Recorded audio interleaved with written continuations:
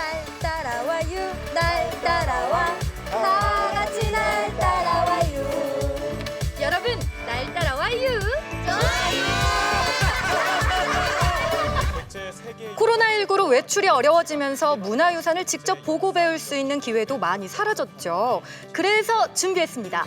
코로나 시대에 발맞춰 비대면 역사 탐방을 즐길 수 있는 백제 역사 유적지구 랜선 역사 탐방 지금 출발합니다.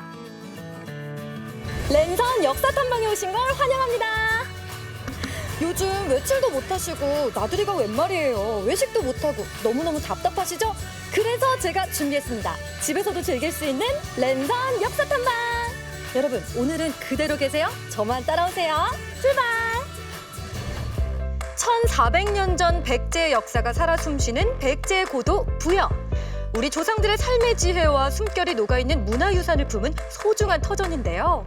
제가 오늘 떠나게 될 백제 역사 유적지구 랜선 역사 탐방은 어떤 프로그램인가요? 코로나19 상황에 의해서 학생들이 쉽게 이제 접근하기가 좀 어려운 부분이 좀 있어서 저희 백제 세계유산센터에서 준비한 프로그램인데요. 우선 내용의 구성은 어린이들과 함께하는 백제 역사 유적지 탐방 프로그램과 그리고 스튜디오에서 촬영하는 OX 랜선 퀴즈 그리고 역사 전문가와 함께하는 강연 및 토크쇼 이렇게 구성되어 있는 아주 재밌는 프로그램입니다. 백제 역사 유적지구의 유네스코 세계유산 등재 5주년을 맞아 진행된 랜선 역사 탐방.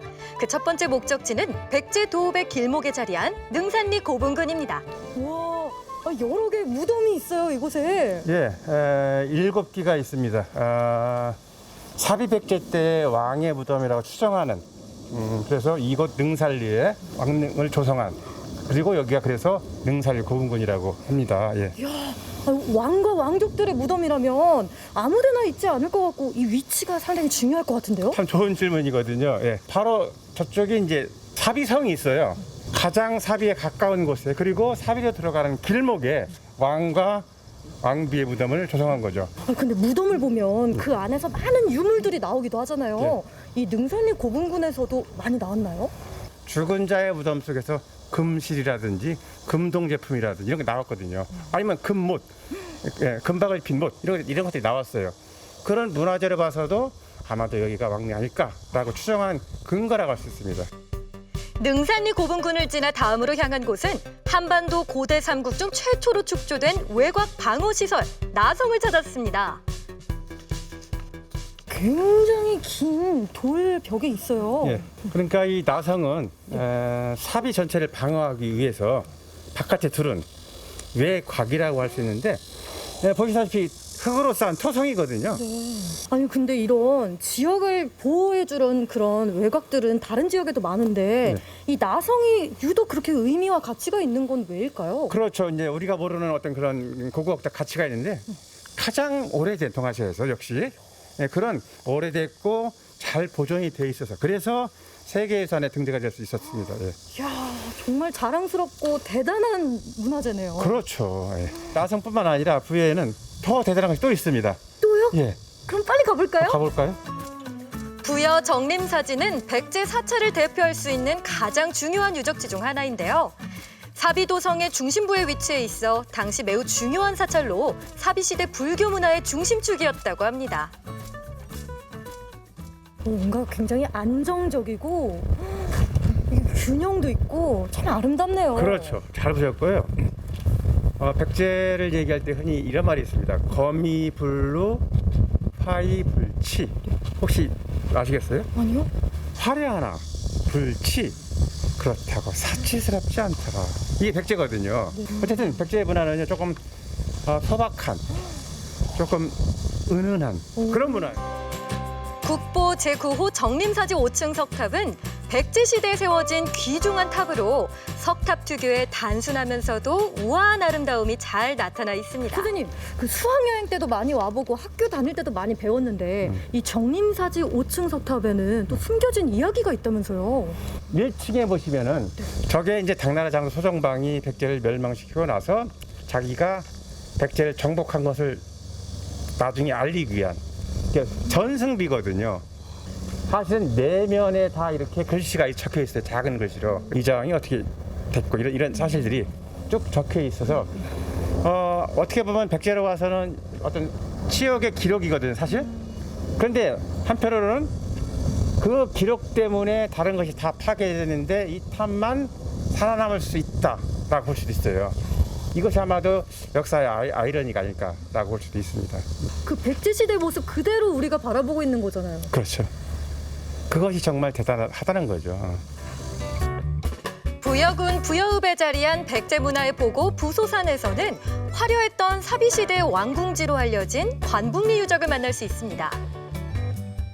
관북리 유적이 뭐냐? 즉 백제 왕이 살았던 왕궁을 가리킵니다. 여기가 그럼 왕궁터예요? 그렇죠. 여기가 왕궁터였어요. 그래서 와. 흔히 왕궁과 배후의 산성을 갖는. 왜냐하면은 최후의 위험에 처했을 때 왕이 급히 피하기 위한 그런 거거든요.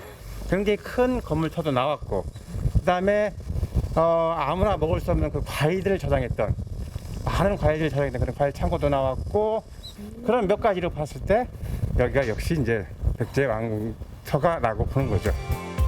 해발 106m의 고도를 가진 부여의 진산 부소산은 역사적 사건이 기록된 군창지와 낙화암, 백화적 등의 유적은 물론 굽이쳐 흐르는 백마강의 아름다움까지 지니고 있습니다.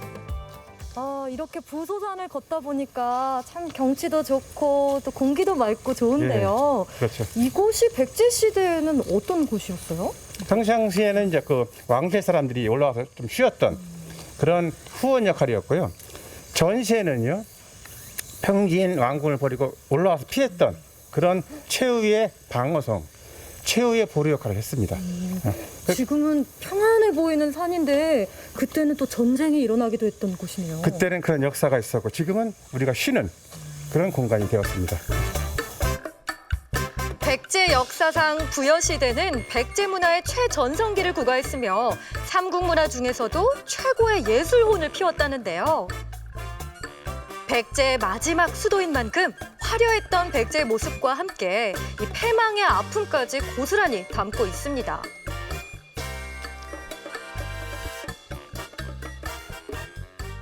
여기서 얼마나 많은 백제시대 백성들이 스스로 물에 뛰어든 건가요? 우리가 흔히 삼천궁녀라고 하는데 그때 삼천은 3,000명이 아니죠? 네, 3,000명 아닙니다. 고대 때에 많다, 크다라고 할 때 우리가 그 삼천이라는 표현을 갖다 붙였었거든요. 그래서 이때도 삼천궁녀는 3,000명이 아니고 그냥 많은 궁녀다. 백제의 최후를 지킨 한 맺힌 영령들의 숨결이 살아있는 낙화암. 고요히 흘러가는 백마강을 바라보고 있자니 그 애환이 느껴집니다. 아니, 이 낙화암에서 그럼 백제시대 때 어떤 일들이 있었던 거예요? 그러니까 백제가 이제 멸망했을 때 이제 이 산성으로 피했거든요. 백제인들이 뭐 궁녀도 있고 백제인도 있고 피해서 도망을 하다 다다른 곳이 마지막 여기거든요. 보시다시피 앞에는 강물이고 곧 저기 쫓아오거든요.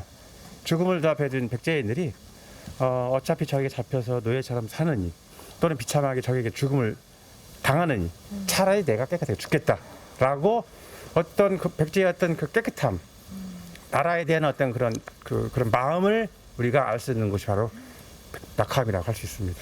오늘 백제 역사 유적지구 4곳을 둘러봤는데 좀 어떠셨습니까? 와, 오늘 소중한 우리 문화재도 보고 또 역사 공부도 할 수 있는 정말 의미 있는 시간이었던 것 같아요.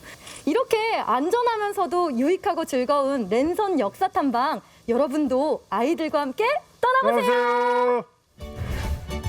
백제 역사유적지구 세계유산 등재 5주년을 맞아 부여가 간직한 문화유산들을 만나본 시간이었는데요. 랜선으로 즐긴 백제 역사 탐방 즐거우셨나요?